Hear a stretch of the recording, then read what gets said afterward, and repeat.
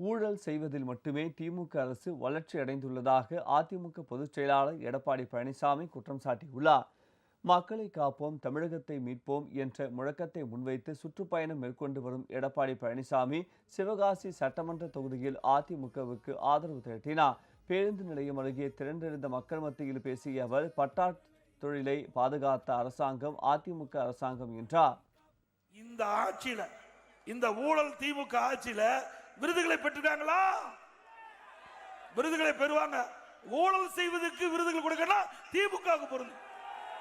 ஊழல் செய்வதிலே விருதுகளை பெற வேண்டும் என்றால் திமுக அரசாங்கத்துக்கு கிடைக்கும்.